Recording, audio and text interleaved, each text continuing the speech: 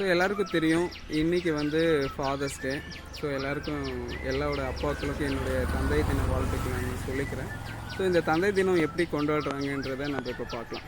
Okay, இது வந்து அமெரிக்காவில் ஒரு பெண் தான் அப்பாவை வந்து கௌரவிக்கிற விதமாக இந்த நாளை வந்து செலிப்ரேட் பண்ணாங்க. அவங்க எப்படி ஸ்டார்ட் பண்ணாங்கன்னா, அதாவது அந்த அப்பா வந்து அந்த பொண்ணு அதோட சேர்த்து ஒரு 5 குழந்தைங்க, இவங்க அம்மா வந்து இறந்துட்டாங்க சின்ன வயசில்.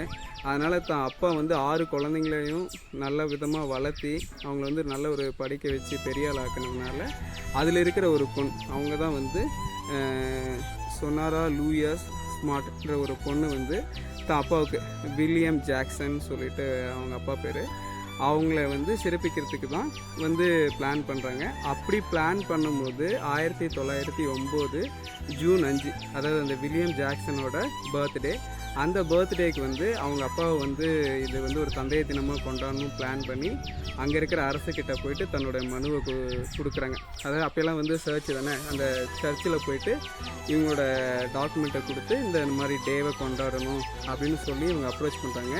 அந்த பாதிரியார்கள் வந்து ஒரு சில விஷயமெல்லாம் முடிவெடுக்கிறதுக்கு ஒரு 2 வாரம் டைம் கேட்குறாங்க.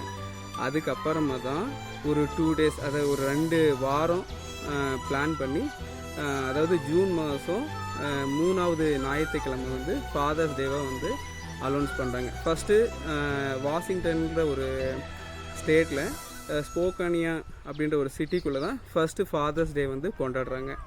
அது எப்போன்னா அவங்க அப்ரோச் பண்ணி ஜூன் 3வது வீக் கொண்டாடுறாங்க.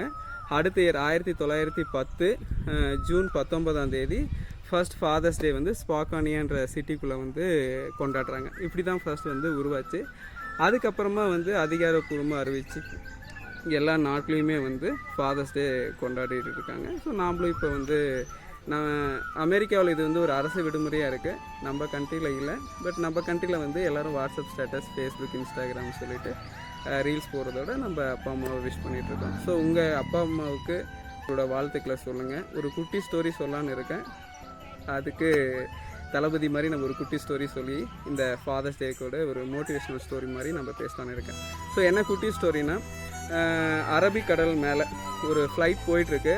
அதில் கிட்டத்தட்ட 165 பயணிகள் வந்து அந்த ஃப்ளைட்டில் போகிறாங்க. அந்த ஃப்ளைட் போயிட்டுருக்கும்போது திடீர்னு வந்து கொலாப்ஸ் ஆகுது. அங்கே வந்து ஒரு வெடி சத்தம், ஒரே புகை மண்டலமாக இருக்குது. அந்த ஃப்ளைட்டில் எல்லா கண்ட்ரி பீப்புள்ஸும் இருக்காங்க, அதாவது இந்தியா, அமெரிக்கா, இங்கிலாந்து எல்லாரோட மக்களும் இருக்காங்க. அதில் வந்து ஃப்ளைட் வந்து கொலாப்ஸ் ஆகி வந்து எல்லாமே சாகிற மாதிரி, அதாவது நம்ம இறந்துருவோம் அப்படின்ற அனௌன்ஸ்மெண்ட் வந்து பைலட் சொல்கிறார். ஸோ மக்கள் அங்கே இருக்கிற எல்லாருமே வந்து பயத்தில் நம்ம இன்னும் கொஞ்ச நேரத்தில் இறங்கி இறந்துருவோம்னு சொல்லிட்டு எல்லாமே திங்க் பண்ணிகிட்டு இருக்காங்க. ஃப்ளைட் வந்து கடலுக்கு பக்கம் வந்துருச்சு. கடல் பக்கம் வந்து மறுபடியும் அந்த ஃப்ளைட்டில் ஓட்டுறவங்க எல்லாமே வந்து ட்ரை பண்ணுறாங்க. ஃப்ளைட் வந்து கடலை தொட்டு மேலே போயிடுச்சு. ஸோ வந்து மறுபடியும் எப்படியோ ரெடி பண்ணி ஃப்ளைட்டை வந்து மேலே டேக்அப் பண்ணிட்டாங்க. அது அப்புறம் எமர்ஜென்சி இன்ஃபர்மேஷன் கொடுத்து பக்கத்து கண்ட்ரியில் வந்து அந்த ஃப்ளைட்டை வந்து லேண்ட் பண்ணுறாங்க.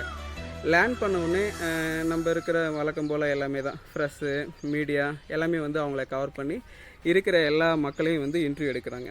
அப்போ எடுக்கும்போது ஒவ்வொரு கண்ட்ரிலேருந்து இருக்கிற பர்சனாக வந்து எல்லாத்தையும் எடுக்கிறாங்க. அப்போ ஒவ்வொரு கண்ட்ரியாக கேட்கும்போது ஒரு சில கண்ட்ரி பீப்புள் வந்து என்ன சொல்கிறாங்க, என் ஒய்ஃபை மிஸ் பண்ணிட்டோம் அப்படின்னு சொல்கிறாங்க. இன்னொரு கண்ட்ரி பீப்புளை கேட்கும்போது என் மனைவியை மிஸ் பண்ணிட்டோம், என்னுடைய பொருளை வந்து நான் இழக்க போகிறோம், என்ன இவ்வளோ சம்பாதிச்ச சொத்தை வந்து அனுப்பிக்காமல் போயிடுமோ அப்படின்லாம் யோசித்தேன்னு சொல்கிறாங்க. பட் நம்ம இந்திய அப்பா அம்மாவை கேட்கும்போது நீங்கள் என்ன நினச்சிங்க அப்படின்னு கேட்கும்போது அவங்க சொன்ன ஒரே பதில் என்னென்னா, தான் பெற்ற குழந்தைங்க நான் எல்லாமே என்ன கஷ்டப்பட்டுருவாங்க அப்படின்ற ஒரு திங்கிங்கில் தான் நான் இருந்தேன். பார்த்தீங்களா, நம்ம இந்திய அப்பா அம்மா எப்போவுமே ஒரு உயர்ந்தவங்க தான். தான் நல்லா இருக்கலைன்னா கூட தான் குழந்தைங்க வந்து நல்லா இருக்கணும் அப்படின்ற எண்ணத்தால் இருக்கிறதுனால தான் வந்து நம்ம அவங்க இதில் பிறந்ததுனால நம்ம எப்பவுமே பெருமைப்படுறோம். ஸோ நம்ம இந்திய அப்பா அம்மாவுக்கு பிறந்ததுக்கு நாம் தான் பெருமைப்படணும். நம்ம அப்பா அம்மாவுக்கு நம்மளோட வாழ்த்துக்களை நம்ம வந்து கம்பல்சரி சொல்லணும். ஸோ இதுதான் அந்த குட்டி ஸ்டோரி. ஒரு சின்ன டயலாக் சொல்லலாம். தோசை சுடும்போது தோசையோட டேஸ்ட்டு வந்து அம்மா மாதிரி நமக்கு தெரிஞ்சிடும்.